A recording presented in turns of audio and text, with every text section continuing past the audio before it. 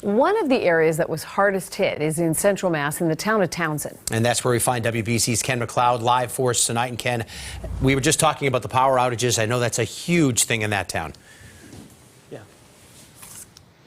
Yeah, it is. As a matter of fact, everybody here is still without power, and that's true in the next town over in Ashby as well. They are all Unitil customers, and we're trying to get a word from Unitil on what their estimate is for when that's going to go back on.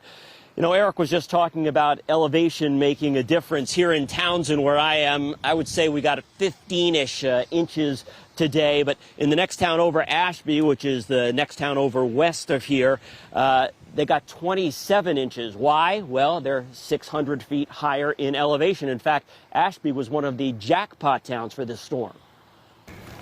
Sagging and downed wires are a dime a dozen in Ashby, most under the close watch of Unitil.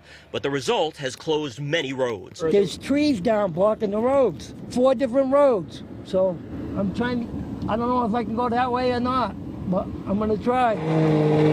Indeed, snowmobile was an easier way to get around because roughly 2 feet of white buried Ashby, and plows are struggling to make headway. Well, it's under snow. There's branches on all the side roads, no electricity. It's tough to get by, and people shouldn't be out here. We found Clark Laszlo carving out his driveway for the second time today. But his powerless home was a bigger concern. It's been out for a couple hours. If it stays out, we'll fire up a generator off our tractor. I mean, we're lucky to have one of those and go from there. Next door, we spotted Linda May trying to dig a potty path for her small dogs. Oh my God, yes, it's so deep.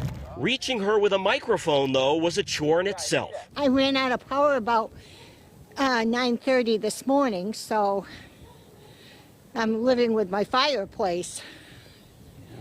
Could be a while, right? Yeah. I think it's going to be a while. Police tell us that all of Ashby and almost all of Townsend are without power. After a winter where Mother Nature has been pretty quiet, this might have been her effort to make up for it. I guess it's got to be winter sometime this year, right? So we got it.